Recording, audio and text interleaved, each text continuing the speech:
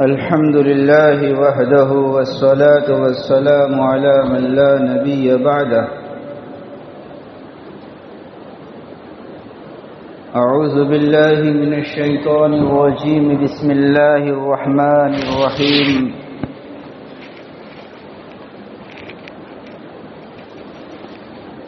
إنما المؤمنون إخوة فأصلحوا بين أخويكم. وقال النبي صلى الله عليه وسلم: حق المسلم على المسلم ست. صدق الله العظيم وصدق رسوله النبي الكريم.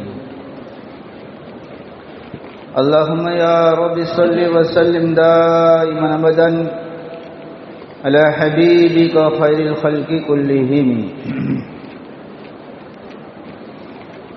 بزرگان محترم، عزیز بھائیوں، دوستوں اور بزرگوں، سورہ حجرات کی آیت کریمہ کا ایک ٹکڑا جو تلاوت کیا، اللہ تعالیٰ اس میں فرماتے ہیں: تمام مسلمان، چھوٹا بڑا، امیر غریب، آپس میں بھائی بھائی ہیں.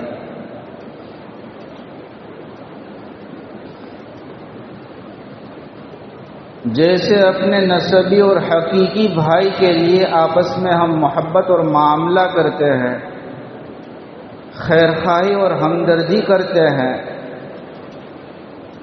اجنبی ہو کہ پرایا ہو کہ اپنا ہو، جاننے والا ہو نہ جاننے والا ہو، مشرق کا ہو مغرب کا ہو، مسلمان ہے تو آپس میں ایک ایمانی رشتہ ہے، کلمہ شریک بھائی ہے.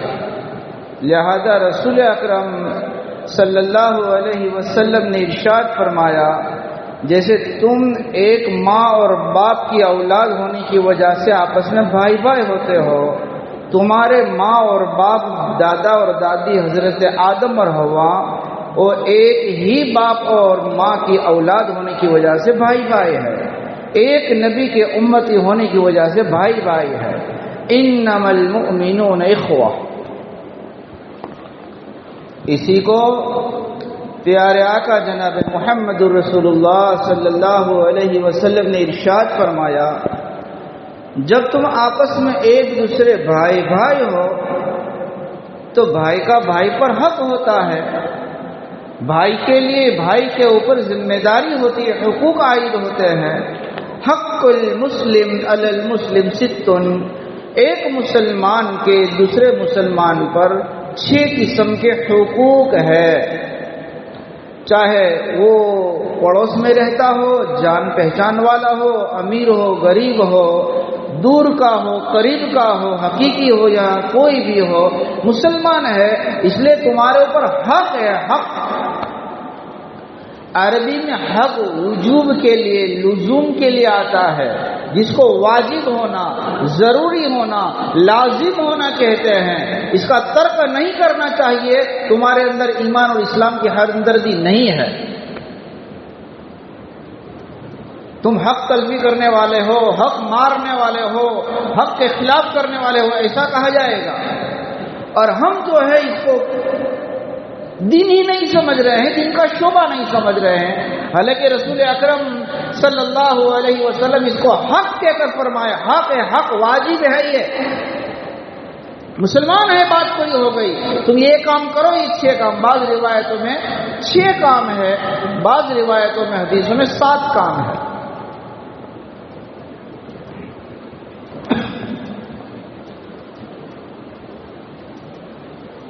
تشمیت العاطش، اجابت الدعوی، عیادت المریض، اتباع الجنائز. ایک مسلمان کے دوسرے مسلمان کے اوپر حقوق 7 اور 6 آئے ہیں. اس میں سے ایک یہ ہے کہ آپ کا بھائی ملے تو سلام کرو، افشاء السلام. بیمار ہو جاوے اس کی خیر خبر کے لیے، عیادت کے لیے جاؤ، یہ حق ہے، واجب ہے. یہ یہ تمہاری ذمہ داری ہے، خیر خبر کرو، کون بیمار ہے کون بیمار نہیں ہے۔ جان پہچان کے لیے بڑے کا تو ہر ایک جاتے ہیں، کسی غریب کی دعا لو پتہ چلے گا، یہ تمہاری ذمہ داری اور حق ہے۔ یہ بیمار ہو جائے تو نمبر 3، اگر اس بیماری سے واپس نہ آئے اور انتقال ہو جاوے تو جنازے کی نماز پڑھنے کے لیے جاؤ، دفنانے کے لیے جاؤ۔ چھینک آ جاوے تو چھینک کا جواب دے دو، اگر وہ مدد کچا ہے تو اس کی مدد کر دو، اگر کسی پریشانی میں ہو تو اس کی پریشانی کو دور کر دو، اگر کمزور ہے تو کمزور کی مدد کرو۔ یہ کل 6-7 قسم کے ایک مسلمان کے ذمے دوسرے مسلمان کے اوپر یہ حق ہے، یہ واجب ہے، یہ ضروری ہے، یہ لازم ہے۔ اس کا چھوڑنے والا حق مارنے والا ہوگا، اس کا چھوڑنے والا حق تلافی کرنے والا ہوگا، اس کا چھوڑنے والا یہ مجرم ہوگا، گنہگار ہوگا۔ اور ہم نے اس کو دین سے نکال دیا۔ معاف کیجئے گا، ہم نے چند مشہور چیزوں کا نام دین رکھ لیا، یہ کرے تو دیندار ہے، اور اس کے علاوہ کے اندر کرے تو اس کو دین کی دائرے سے اس کو نکال دیا ہے۔ یہ دین ہم اس کو دینی سمجھ رہے ہیں کہ اس پر عمل کرے، اور اس کی اہمیت بھی نہیں ہے، اس کے چھوڑنے کا گناہ نہیں سمجھ رہے ہیں، اور کرنے پر ثواب ہے، اس کو چھوڑ رہے ہیں۔ یہ عجیب بات ہے، یہ عقیدے کی خرابی ہے، یہ ایمان کے نقصان اور ذوق اور خرابی کی علامت ہے یہ کہ چند چیزوں کو جو رسم کے اعتبار سے، سماج کے اعتبار سے کسی سے متاثر ہو کر یا ماحول کی وجہ سے سب کرتے ہم کرتے اس کو دیندار سمجھ رہے ہیں۔ اور قرآن و سنت کیا کہہ رہا ہے، میرے نبی کیا کہہ رہے ہیں، دین کس کو بتا رہے ہیں، ہم اس کو دین کی دائرے سے نکال دے رہے ہیں۔ نہ کرنے والے کی تعظیم و توقیر کر رہے ہیں، اور نہ کرنے والے کو گناہ بھی نہیں سمجھ رہے ہیں، اور ہم سمجھ رہے ہیں کہ بہت پکے مسلمان ہیں، ہمارا ایمان والا پکا ہے ہمارا۔ یہ علماء کی ذمہ داری کہ ان کو سمجھاوے، علماء کی ذمہ داری کہ تھوڑا حق اور باطل کے اندر امتیاز پیدا کرے، یہ ہماری ذمہ داری ہے۔ یہ دین کو سمجھنا، سمجھانا، عمل کرنا۔ حضرت حکیم الامت مجدد ملت مولانا اشرف علی صاحب تھانوی رحمۃ اللہ علیہ نے کتاب لکھی ہے، بہت مختصر بہشتی ثمر جیسی ہے، آداب المعاشرت، بھائیوں کے ساتھ، مسلمان دوسرے بھائیوں کے ساتھ کیسے زندگی گزارنا، طریقہ، نبوی طریقہ، قرآن کا طریقہ۔ مسجد میں جائیں گے تو اللہ کے سامنے ہوگا، جیسی نماز پڑھی اللہ دیکھ رہا ہے، قرآن پڑھیں گے اللہ دیکھ رہا ہے، دین کا کام کریں گے اللہ دیکھ رہا ہے، تہجد پڑھیں گے اللہ، لیکن 24 گھنٹہ مجھے پالا میرے مسلمان بھائیوں سے ہے، میرا اصلی ایمان وہاں پر کھا جائے گا۔ حالانکہ دین کہتے ہیں ایمان اور عقائد کو، عبادات کو، معاملات کو اور معاشرت کو اور اخلاقیات کو، یہ سب کے سب 7 چیزیں مل کر کے یہ ایمان کا مجموعہ ہوتا ہے، اور ہم نے خالی پہلا نمبر جو ہے نا عبادت، اسی کو دین سمجھ رہا ہے۔ معاملات، معاشرت کو یہ بالکل دین کی دائرے سے ختم کر دیا، اور اس لیے تو عمل نہیں کر رہے ہیں، اور اس کو عمل کرنے کی عظمت ہمارے دلوں میں نہیں ہے۔ حضرت تھانوی رحمۃ اللہ علیہ نے کتاب لکھی آداب المعاشرت، ایک بھائی کو دوسرے بھائی کے ساتھ میں زندگی گزارنے کا نبوی طریقہ۔ واہ، صبح سے لے کر شام تک اس کو پڑھے جاؤ، اچھی نیت کرے جاؤ، اور بس ثواب ہی ثواب اور دین کو دین۔ دکان پر بیٹھے تب بھی نیکیاں، گھر پر بیٹھے تب بھی نیکیاں، تجارت کرے تب بھی نیکیاں، تمہارا ہر کام جو ہے وہ دین بن جائے گا۔ مجھے کیسے میرے بیوی کے ساتھ کیسے رہنا، میرے بچوں کے ساتھ کیسے رہنا، میرے پڑوس کے ساتھ کیسے رہنا، میرے سسرال کے ساتھ کیسے رہنا، میرے پارٹنر کے ساتھ کیسے رہنا، سفر کر رہا ہوں، سفر کے اندر میری کیا ذمہ داری، میرے نبی نے کیا فرمایا، جانوروں کے ساتھ مجھے کیسے زندگی گزارنے کی، پرندوں کے ساتھ مجھے کیسے زندگی گزارنے کی، کیڑے مکوڑے کا کیا حق ہے۔ یہ معاشرت ہے، یہ معاشرت ہے۔ وہ معلوم نہیں ہمیں، ایک بلی کو ستانے کی وجہ سے ایک دیندار عورت کے بارے میں ہمارے نبی نے فرمایا جہنم میں جائے گی، اور ایک فاحشہ، بدکار دنیا کا وہ کام کہ مسلمان اب مسجد میں اپنی زبان سے نکالنے کے لیے تیار نہیں ہے جو غیر مردوں سے اجنبی سے اپنی شہوت پوری کرنے والی ہو، ایسی فاحشہ عورت، لیکن کتے کو پانی پلا دیا جنت کی بشارت دے گئی۔ جانوروں کے ساتھ حقوق کیسے مجھے زندگی گزارنے کی؟ میرے بھائیوں معاف کیجیے گا چند چیزوں کے نام کو دے کر کے ہم نے دین سمجھ رہا ہے اور میں سمجھ رہا ہوں کہ میں ہوا میں اڑ رہا ہوں۔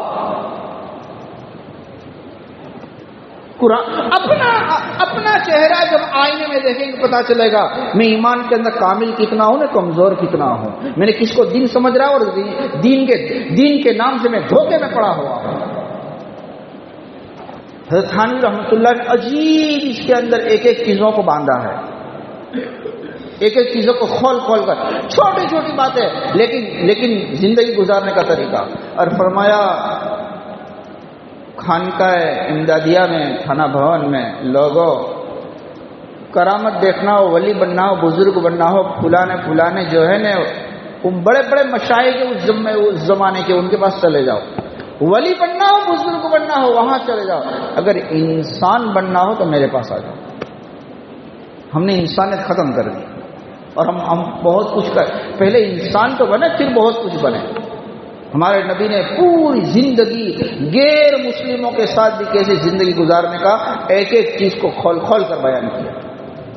ہماری عقل کام نہیں کری۔ میرا نبی اتنا بڑا اونچا اعلیٰ و رفعنا لک کا ذکر، لیکن خادموں کے ساتھ میں، بیوی بچوں کے ساتھ میں، کافروں کے ساتھ میں کیسے معاشرت اور زندگی گزار رہا ہے۔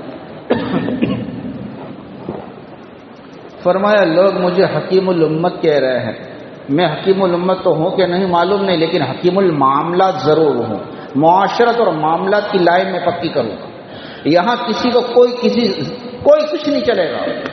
اور تہجد، تلاوت، مراقبہ، ذکر، حضرت تھانوی رحمۃ اللہ خانقاہ کے اندر اپنے مریدوں کے بارے میں اس پر کچھ نہیں ہوتا تھا، بس تو صحیح انسان بن رہا ہے کہ نہیں، کس وقت کیا کام کرنا، کسی کو کوئی تکلیف نہ پہنچے۔ ایک آدمی نے حضرت تھانوی رحمۃ اللہ علیہ کا مسواک جو وہاں رکھا تھا وہاں سے لے کر کے یہاں رکھ دیا تاکہ وضو کریں گے تو جلدی دے دوں گا۔ تو فرمایا حضرت نے یہ دھندا کس نے کیا؟ فرمایا حضرت میں نے خدمت کے لیے، تاکہ مجھے تکلیف پہنچائی تو نے، تو میں وہاں مسواک تلاش کر رہا تھا میری جگہ کے اوپر اور تو نے یہاں رکھ دیا ہے، کہا بھی نہیں، مجھے تکلیف ہوئی۔ اور مسلمان کو تکلیف دینا حرام ہے، تو خانقاہ میں آ کر تو حرام کام کر رہا۔ ایک آدمی چارپائی تھی وہاں سے لے کر کے دوسری جگہ رکھ دی اکرام کرنے کے لیے اچھی نیت سے۔ اب وہ آدمی جس کی چارپائی تھی آ کر ڈھونڈ رہا۔ فرمایا کیا تلاش کر؟ فرمایا حضرت میری چارپائی یہاں تھی، اب نہیں ہے۔ تلاشی لی تو اس آدمی نے اچھا کام کرنے کے لیے کسی کو ادھر ادھر نہ ہو رکھ دی۔ ان کو بلایا، کس کی اجازت سے؟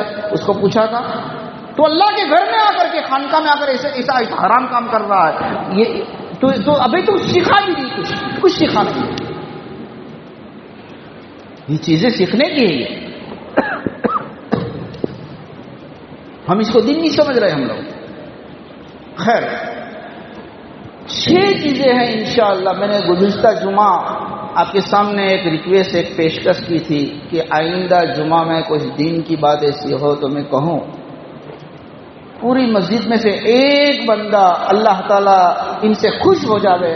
انہوں نے مجھے کہا کہ مولانا آئندہ جمعہ کے بارے میں آپ نے کہا تھا، میرے دل میں بات آ رہی ہے کہ بہت ساری چیزیں لیکن اس پر بھی بات آ جائے۔ اور پہلے سے کچھ میرا ارادہ تھا کہ ان میں سے ایک چیز لوں، لیکن اب مکمل اسلامی حقوق، معاملات اور معاشرت جس کو ہم نے بالکل الگ کر دیا ہے، تھوڑا 2-4 جمعہ اس کے اوپر بات کرنے کا ارادہ رکھتا ہوں۔ اللہ سب سے پہلے مجھے اور ہم تمام کو عمل کرنے کی توفیق نصیب فرمائے۔